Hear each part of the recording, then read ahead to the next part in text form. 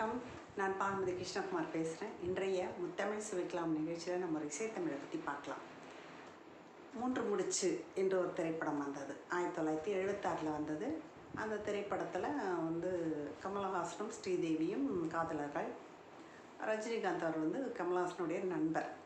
அவர் இவங்களோட காதலுக்கு எதிரி. ஆனால் காட்டிக்க முடியாது. மறைமுகமாகவே மனசுக்குள்ளே வச்சுருப்பார். ஆனால் கொஞ்சம் வக்கரம் பிடித்தவர். அப்போது ஒரு முறை 3 பேரும் ஒரு படகு சவாரி போகிறாங்க. படகு சவாரி போகும்போது அவங்க காதலர்கள் 2 பேரும் பாடல் பாடிக்கிட்டே போகிறாங்க. அது அவங்க கொஞ்சம் நெருக்கமாக சிரித்தபடி பாடுறது இவருக்கு ஒரு பொறாமையையும் ஒரு வக்கரத்தையும் தூண்டி விடுறது. தூண்டி விட்டுட்டு அவர் ஹார்மோனிக்கா வாசிக்கொண்டே இருப்பார். அந்த ஹார்மோனிக்கா அப்படி தண்ணியில் விழப்போகும்போது அதை எடுக்க போகும்போது அவரும் கமல்ஹாசனும் தண்ணியில் விழுந்துருவார். அதை காப்பாற்ற சொல்லி ஸ்ரீதேவி சொல்லும்போது ரஜினிகாந்த் அவர்கள் காப்பாற்ற மாட்டார். ஏன்னா இவ்வளோ தூரம் நீங்கள் காதலர் மாதிரி நினச்சின்னு பாடின்னு வந்தீங்கல்ல, நீங்கள் நான் காப்பாற்ற மாட்டேன், நான் தான் இவளை கல்யாணம் பண்ணிக்க போகிறேன் அப்படின்ற மாதிரியான ஒரு ரொம்ப வக்கரம் பிடித்த ஒரு மனதுக்கு உடையவராக அதில் இருப்பார். இப்போது இந்த காதலர்களுக்கான அழகான மென்மையான குரலில் பாடுறதுக்கு பி. ஜெயச்சந்திரன் அவர்களும் வாணி ஜெயராம் அம்மா அவர்களும் பாடியிருப்பாங்க. ரொம்ப அழகாக பாடியிருப்பாங்க. 2 பேருக்கும் மிக பிரமாதமாக பாடியிருப்பார். கவியரசர் கண்ணதாசன் இதை அந்தாதி முறையில் எழுதியிருப்பார். அந்தாதி பாடல் நமக்கு தெரியல. ஒரு வரியினுடைய அந்தம் எதுவோ முடிவு எதுவோ அது ஆதி, அடுத்த வரியினோட துவக்கமாக இருக்கும். அப்படி ஒரு பாடலை எழுதியிருப்பார். இந்த பாடலில் இன்னொரு பாட்டு அதே அந்தாதி முறையில் எழுதியிருப்பார். இது அந்த மாதிரி அந்தாதி முறையில் எழுதியிருப்பார். மிக சிறப்பான வரிகள், மிக அழகாக எழுதியிருப்பார். இதற்கு இப்போது எம்எஸ்வி அவர்கள் இசை போடுறார். எப்படி போடுறாருன்னா, அவங்க உற்சாகமாக வாசிச்சுட்டு, அவர் ஒரு ஹார்மோனிக்க பிளேயர் என்பதனால அந்த முன் இசையிலே ஹார்மோனிக்கா வாசிப்பது போன்ற ஒரு இசை வந்துடுது. இப்படி உற்சாகமாக இருவரும் சந்தோஷமாக பாடிக்கொண்டே போய் பாதியில் அவருக்கு அந்த ஆற்றில் விழுந்துடுற மாதிரியும் அப்போ இவர் காப்பாற்ற சொல்லி கேட்குறது, அந்த காப்பாற்றாமல் இருக்கிறது, அந்த கொஞ்சம் கொஞ்சமாக மூழ்கி போவது, அந்த மூழ்கி போன இடத்தை விட்டு வேக வேகமாக படகை ஓட்டி கொண்டு போவதற்கு ஒரு இசை, இவங்க ஒரு குழம்பி போன ஒரு மயக்கம் வர மாதிரி அவங்களுக்கு ஒரு நிலைமைக்கு வர இடத்துல அதுக்கு ஒரு இசை, இப்படியெல்லாம் அந்த அமானுஷத்தை சொல்வதற்கு அந்த ஒரு செல்லோ என்ற ஒரு இசை இருக்குது.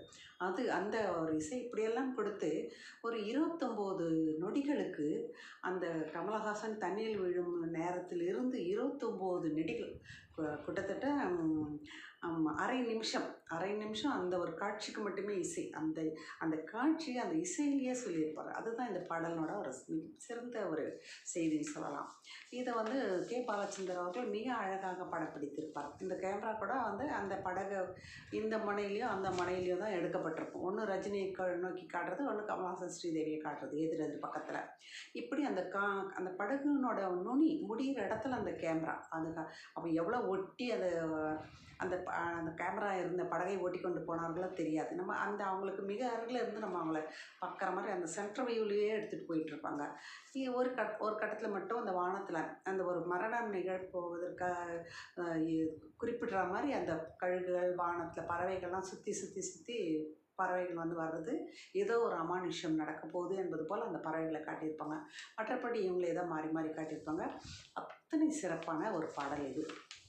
இந்த தண்ணியில் வரும்போது எம்எஸ்வி அவர்கள் எப்போவுமே தாளம் இசையே கொடுக்க மாட்டார். அதாவது தரையில் நடக்கும் போது அந்த தாள இசை வரும், தண்ணியில் வரும்போது கிட்டார் அக்காடின்னு அந்த மாதிரிலாம் கொடுப்பார்.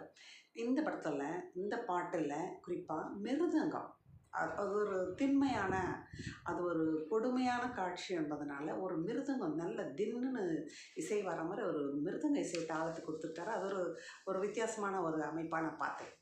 அப்படி கவியரசர் அவர்களும் சிறப்பாக எழுதவும், ஜெயச்சந்திரன் அவர்களும் வாணி ஜெயராமும் மிக சிறப்பாக பாடினது, அப்புறம் கேமரா மிக அழகாக ஒளிப்பதிவு செய்தது, கமலஹாசன் ஸ்ரீதேவி ரஜினிகாந்த் அவர்கள் மிக அற்புதமாக நடித்தது, இப்படி மிக அழகான ஒரு படத்தை இயக்கிய கே. பாலச்சந்திரன் அவர்களுடைய ஒரு சிறந்த மாஸ்டர் பீஸ் என்று கூட இந்த பாடலை சொல்லலாம்.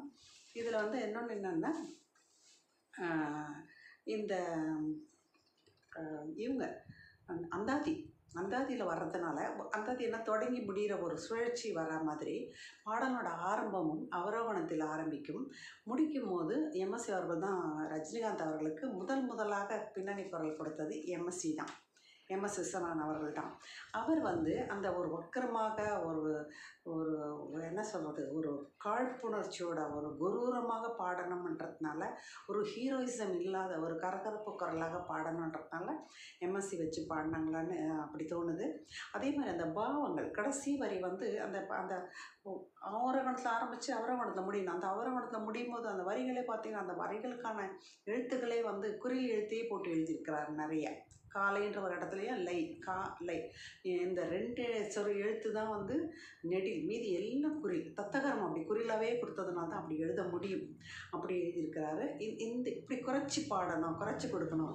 அந்த ஃப்ளூட்டில் எப்படி நீர் வந்து முழுகிட்டே போகும்போது ஒரு ஃப்ளூட்டு இசை வந்து குறைஞ்சிக்கிட்டே வருதோ, படகு அவங்க இடத்த விட்டு விலகி போகும்போது எப்படி படகு சரசரன்னு வாசிக்கப்படுதோ, ஸ்ரீதேவி அவர்கள் அந்த போராடும் போது எப்படி அந்த வயலின் ஒரு சரசரன்னு ஒரு சுழற்சியாக வாசிக்கப்படுதோ, இந்த மாதிரி இசையிலையும் அந்த பாடின விதத்தையும் கடைசி வரியை வந்து அவரோகணத்துலேயும் பாட வைத்திருப்பது மெல்லிசை மாமனிதன். ஒரு பாடலை எவ்வளோ அழகாக டேக்கிள் பண்ணுறாருன்றதுக்கு ஒரு மிகச்சிறந்த உதாரணம் இந்த பாடல். இந்த பாடலை கேட்போம். முதல்ல எடுத்தவொடனே டெங் டங் டங் டங் அப்படின்னு ஒரு கிடார் எடுத்து கொடுக்கும். கிடார் எடுத்து கொடுக்க harmonium to to to to to to to to அப்படின்னு அந்த ஹார்மோனியத்தில் வாசிக்கும் போது அதே தான் ஃப்ளூட்லேயும் வரும். ஃப்ளூட்டில் வந்து அதாவது இது உற்சாகமாக வாசிக்கிறாரு, ஃப்ளூட்டுன்றது ரசிக்கிறாங்க, ஸ்ரீதேவி ரசிக்கிறாங்க. இந்த 2 கேரக்டருக்கு 2 இசையும் நமக்கு குறிப்பிட்டு காட்டுது. ஆனால் உடனே வயலின் சரசரன்னு வரும்போது அந்த வயலின் ஒரு சோகத்தை, அதாவது ரஜினிகாந்த் ஒரு சோகத்தை ஏற்படுத்த போகிறார் என்பதாக அது காட்டுகிறது. இதனோட இந்த செல்லோ ஏதோ ஒரு சோகம், ஏதோ ஒரு துரோகம், ஏதோ ஒரு கொடூரம் நடக்கப் போகிறது என்பதை ஒரு அமானுஷமாக செல்லோ சொல்லும். இப்படியெல்லாம் மிக அழகான அந்த இசையை பேசும் இந்த பாடலில். அப்படி ஒன்று வசந்த கால நதிகளிலே வைரமணி நீரலைகள், நீரலைகள் மீதினிலே நெஞ்சிரண்டு நினைவலைகள். நீரலைகள் மீதிலே முடிஞ்சது இங்கே தொடங்குது. அதே மாதிரி நினைவலைகளில் முடியும். நினைவலைகள் தொடர்ந்து வந்தால் நேரமெல்லாம் கனவலைகள், கனவலைகள் வளர்வதற்கு காமனவன் மலர்கணைகள். ரொம்ப அழகாக பாடியிருப்பாங்க வாணி ஜெயராம் அவர்கள்.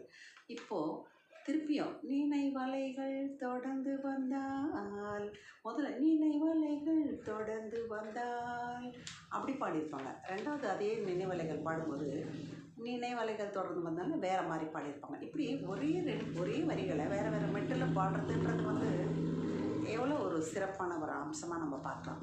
அதே மாதிரி அப்புறம் மலர்கணைகள் அப்படின்னு அவர் முடிப்பாங்க. மலர்கணைகள் பாய்ந்து விட்டால் மடி 2 பஞ்சனைகள், பஞ்சனையில் பள்ளிக்குள்ள மனமிரண்டும் தலையணைகள் அப்படின்னு முடிப்பாங்க. திருப்பி இவங்க பாடுவாங்க ஃப்ளூட்டு அப்படின்னு ஃப்ளூட்டில் வரும்.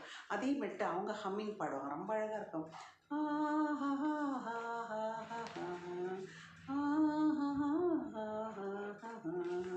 ரொம்ப அழகாக இருக்கும் அந்த ஹம்மிங்லாம்.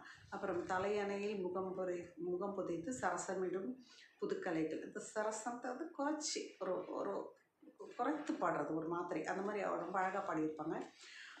புதுக்கலைகள் வளர்வதற்கு பூமாலை மனவலைகள். அந்த பூமாலை மனவினைகளை கூட ஒரு தடுத்து சிக்கி வரும். அதாவது அவங்க சொல்லி சிரிச்சுட்டு திருப்பி அதை வெக்கப்பட்டு சொல்லி சிரிக்கிற மாதிரி வரும். பட் அந்த வரிகளை தடைப்பட்டு போகுதுன்றது தான் சொல்லணும்.